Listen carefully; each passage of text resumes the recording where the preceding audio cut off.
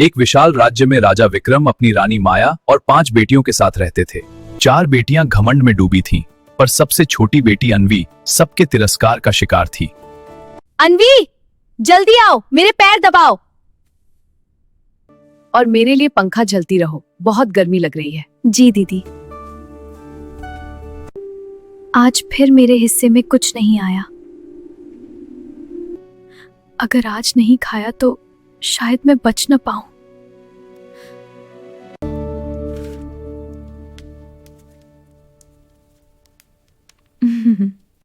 हमारा खाना कहाँ गया? मुझे बहुत भूख लगी थी, इसलिए राजा पिताजी को अभी बताओ। पिताजी, इसने हमारा सारा खाना खा लिया। अन्वी, क्या यह सच है? नहीं पिताजी। पिताजी, मुझे कई दिनों से खाना नहीं मिला था। सिपाही, इसे जंगल में छोड़ आओ।